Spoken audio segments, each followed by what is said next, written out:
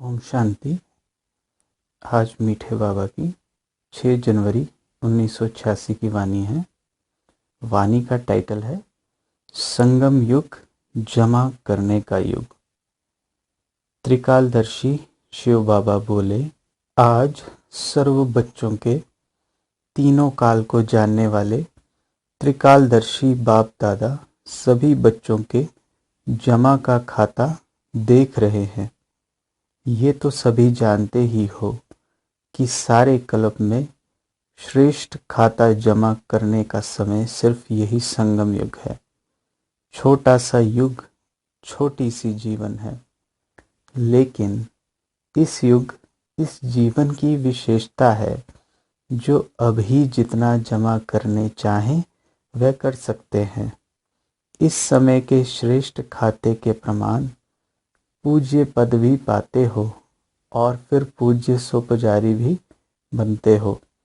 इस समय के श्रेष्ठ कर्मों का, श्रेष्ठ नॉलेज का, श्रेष्ठ संबंध का, श्रेष्ठ शक्तियों का, श्रेष्ठ गुणों का सब श्रेष्ठ खाते अभी जमा करते हो।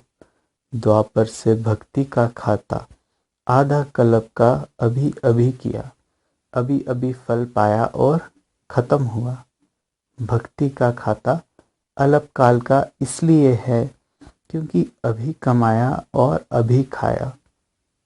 जमा करने का अविनाशी खाता जो जन्म जन्म चलता रहे, वह अविनाशी खाते जमा करने का अभी समय है। इसलिए इस श्रेष्ठ समय को पुरुषोत्तम युग या धर्माव युग कहा जाता है, परमात्म अवतरण युग कहा जाता है, डायरेक्ट बाप द्वारा प्राप्त शक्तियों का युग कहा जाता है।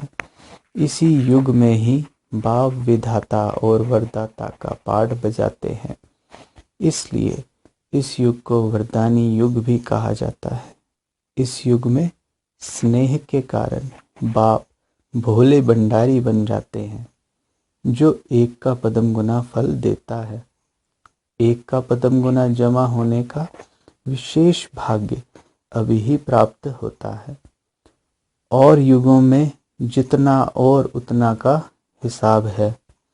अंतर हुआ ना, क्योंकि अभी डायरेक्ट बाप वर्षे और वरदान दोनों रूप में प्राप्ति कराने के निमित्त हैं।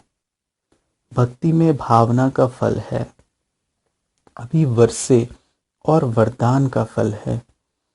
इसलिए इस समय का एक सेकंड कितने साधारण समय से बड़ा है वह जानते हो।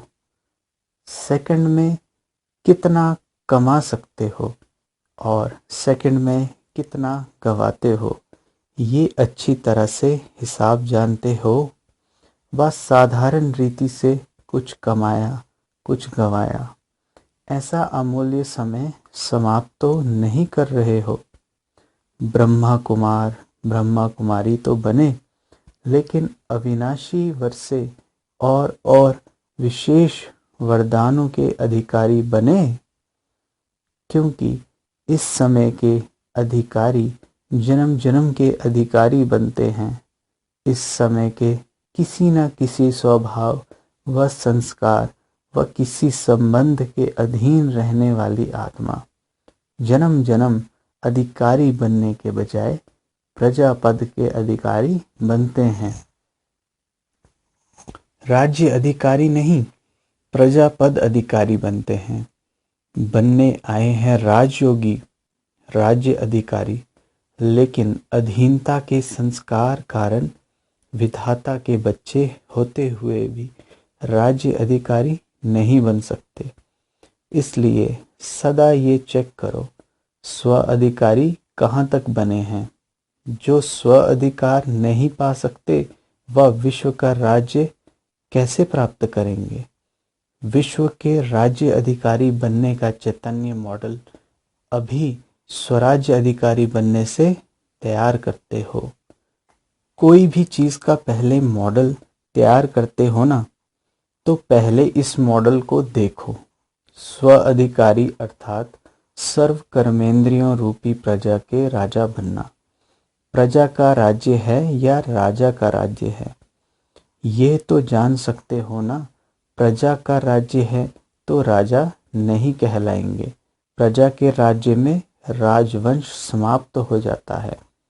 कोई भी एक कर्मेंद्रिय धोखा देती है तो स्वराज्य अधिकारी नहीं कहेंगे।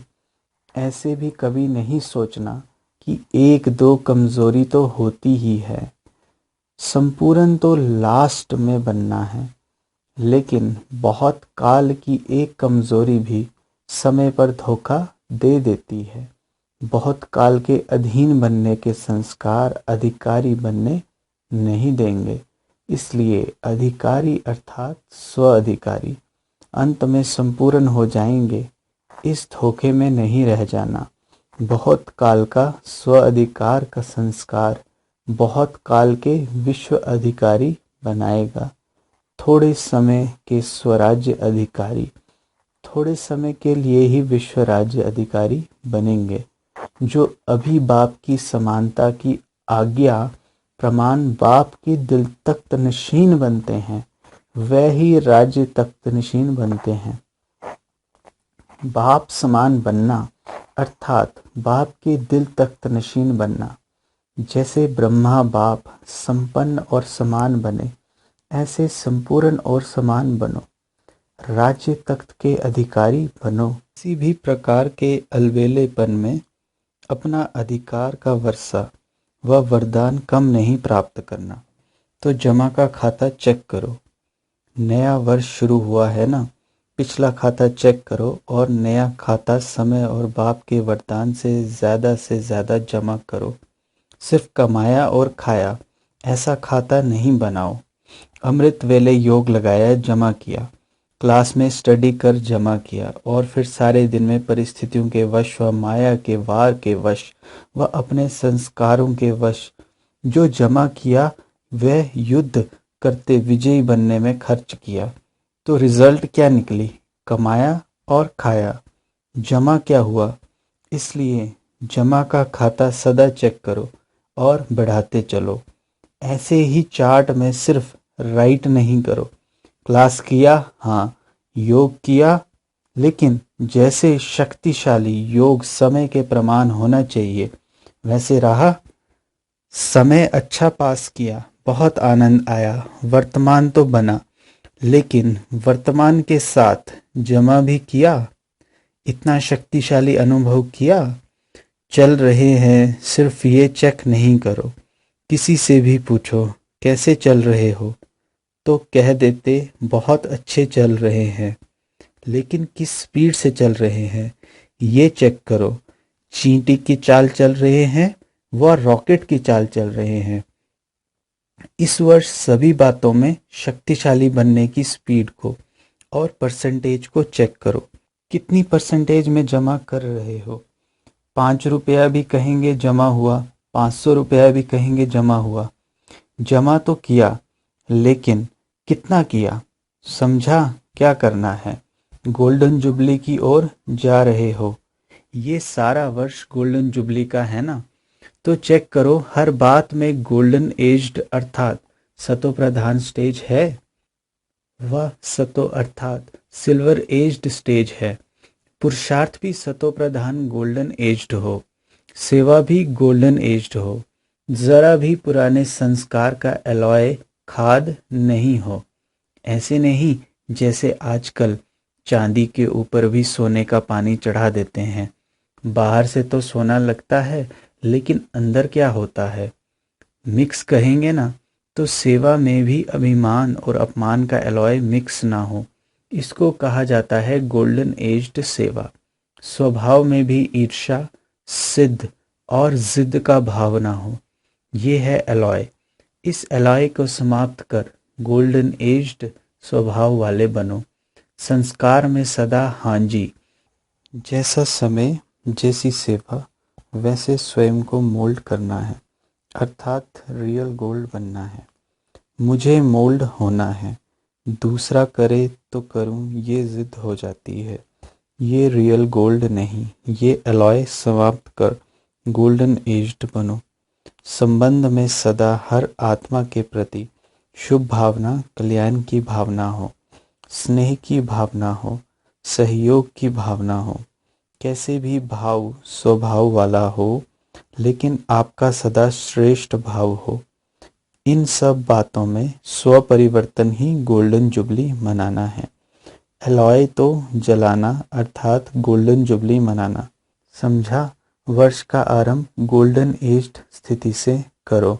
सहज है ना? सुनने के समय तो सब समझते हैं कि करना ही है, लेकिन जब समस्या सामने आती है तब सोचते ये तो बड़ी मुश्किल बात है।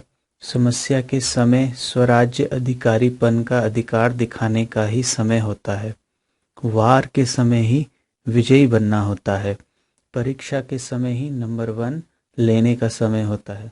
समस्या स्वरूप नहीं बनो, लेकिन समाधान स्वरूप बनो। समझा? इस वर्ष क्या करना है?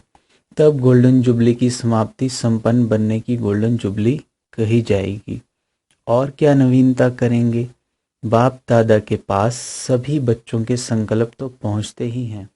प्रोग्राम में भी नवीनता क्या करेंगे? सुनाने की टॉपिक रखी है ना? सुनहरी संकल्प सुनहरे विचार जो सोना बना दें और सोने का युग लावें। ये टॉपिक रखी है ना? अच्छा, आज वतन में इस विषय पर रूहान हुई, वो फिर सुनाएंगे। अच्छा, गोल्डन थॉट्स और वरदान के डबल अधिकारी भाग्यवान आत्माओं को, सदा स्वराज्य अधिकारी श्रेष्ठ आत्माओं को, सदा स्वयं को गोल्डन एज्ड स्थिति में स्थित करने वाले रियल गोल्ड बच्चों को, सदा स्व परिवर्तन की लगन से विश्व परिवर्तन में आगे बढ़ने वाले विशेष आत्माओं को बाप दादा का याद प्यार और नमस्ते। हम रूहानी बच्चों का रूहानी प्यारे बाप दादा को याद प्यार और नमस्ते। मीटिंग में आए हुए डॉक्टर से अव्यक्त बाप दादा की मुलाकात। अपने श्रेष्ठ उमंग उत्साह द्वारा अनेक आत्माओं को सदा खुश बनाने की सेवा में लगे हुए होना डॉक्टर्स का विशेष कार्य ही है। हर आत्मा को खुशी देना। पहली दवाई खुशी है। खुशी आधी बीमारी खत्म कर देती है। तो रूहानी डॉक्टर्स अर्थात खुशी की दवाई देने वाले, तो ऐसे डॉक्टर होना। एक बार भी खुशी की झलक आत्मा को अनुभव हो जाए तो वह आत्मा सदा खुशी की झलक से आगे उड़ती रहेगी। तो सभी को डबल लाइट बनाए उड़ाने वाले डॉक्टर्स होना। वह बेड से उठा देते हैं। बेड में सोने वाले पेशेंट को उठा देते हैं, चला देते हैं। आप पुरानी दुनिया से उठाए नई दुनिया में बिठा दो। ऐसे प्लान बनाए है ना? रूहानी इंस्ट्रूमेंट्स यूज करने का प्लान बनाया है। इंजेक्शन क्या है? गोलियां क्या है? ब्लड देना क्या है? ये सब रूहानी साधन बनाए हैं। किसको ब्लड देने की आवश्यकता है? तो रूहानी ब्लड कौन सा देना है? हार्ट पेशेंट को कौन सी दवाई देनी है? हार्ट पेशेंट अर्थात दिल शिकस्त पेशेंट, तो रूहानी सामग्री चाहिए। जैसे वे नई नई इन्वेंशन करते हैं, वह साइंस के साधन से इन्वेंशन करते हैं। आप साइलेंस के साधनों से सदा काल के लिए निरोगी बना दो। जैसे उन्होंने पास सारी लिस्ट है, ये इंस्ट्रूमेंट है, ये इंस्ट्रूमेंट है, ऐसे ही आपकी भी लिस्ट हो लंबी। ऐसे डॉक्टर्स हो, एवर हेल्दी बनाने के इतने बढ़िया साधन हो, ऐसे ऑक्यूपेशन अपना बनाया है। सभी डॉक्टर्स ने अपने अपने स्थान पर ऐसा बोर्ड लगाया है एवर हेल्दी एवर वेल्दी बनने का। जैसे अपने वह ऑक्यूपेशन लिखते हो, ऐसे ही ये लिखत हो, जिसे देखकर समझें कि ये क्या है, अंदर जाकर देखें। आकर्षण करने वाला बोर्ड हो, लिखित ऐसी हो जो परिचय लेने के बिना कोई रह न सके। वैसे बुलाने की आवश्यकता ना हो, लेकिन स्वयं ही आपके आगे ना चाहते भी पहुंच जाएं, ऐसा बोर्ड हो। वह तो लिखते हैं MBBS फलाने फलाने। आप फिर अपना ऐसा बोर्ड पर रूहानी ऑक्यूपेशन लिखो जिससे वे समझे कि ये स्थान ज़रूरी है। ऐसी अपनी रूहानी डिग्री बनाई है या वो ही डिग्रियां लिखते हो? सेवा का श्रेष्ठ साधन क्या होना चाहिए? सेवा का सबसे तीखा साधन है समर्थ संकल्प से सेवा। समर्थ संकल्प भी हो, बोल भी हो और कर्म भी हो, तीनों साथ साथ कार्य करें, यही शक्तिशाली साधन है। वाणी में आते हो तो शक्तिशाली संकल्प की परसेंटेज कम हो जाती है, या वह परसेंटेज होती है तो वाणी की शक्ति में फर्क पड़ जाता है। लेकिन नहीं, तीनों ही साथ साथ हो। जैसे कोई भी पेशेंट को एक ही साथ कोई नब्ज देखता है, कोई ऑपरेशन करता है, इकट्ठा इकट्ठा करते हैं। नब्ज देखने वाला पीछे देखे और ऑपरेशन वाला पहले कर ले तो क्या होगा? इकट्ठा इकट्ठा कितना कार्य चलता है। ऐसे ही रूहानियत के भी सेवा के साधन इकट्ठा इकट्ठा साथ साथ चले। बाकी सेवा के प्लान बनाए हैं, बहुत अच्छा, लेकिन ऐसा कोई साधन बनाओ जो सभी समझें कि हाँ, ये रूहानी डॉक्टर सदा के लिए हेल्दी बनाने वाले हैं। अच्छा, पार्टियों से। पहली पॉइंट, जो अनेक बार विजयी आत्माएं हैं, उन्हों की निशानी क्या होगी? उन्हें हर बात बहुत सहज और हल्की अनुभव होगी। जो कलप कलप की विजयी आत्माएं नहीं, उन्हें छोटा सा कार्य भी मुश्किल अनुभव होगा, सहज नहीं लगेगा। हर कार्य करने के पहले स्वयं को ऐसा अनुभव करेंगे जैसे ये कार्य हुआ ही पड़ा है। होगा या नहीं होगा, ये क्वेश्चन नहीं उठेगा। हुआ ही पड़ा है, ये महसूसता सदा रहेगी। पता है सदा सफलता है ही, विजयी है ही, ऐसे निश्चय बुद्धि होंगे। कोई भी बात नई नहीं लगेगी, बहुत पुरानी बात है। इसी स्मृति से स्वयं को आगे बढ़ाते रहेंगे। दूसरी पॉइंट, डबल लाइट बनने की निशानी क्या होगी? डबल लाइट आत्माएं सदा सहज उड़ती कला का अनुभव करती है। कभी रुकना और कभी उड़ना ऐसे नहीं, सदा उड़ती कला के अनुभवी। ऐसी डबल लाइट आत्माएं ही डबल ताज के अधिकारी बनते हैं। डबल लाइट वाले स्वतः ही ऊंची स्थिति का अनुभव करते हैं। कोई भी परिस्थिति आवे, याद रखो हम डबल लाइट हैं। बच्चे बन गए अर्थात हल्के बन गए, कोई भी बोझ नहीं उठा सकते। अच्छा, ओम शांति।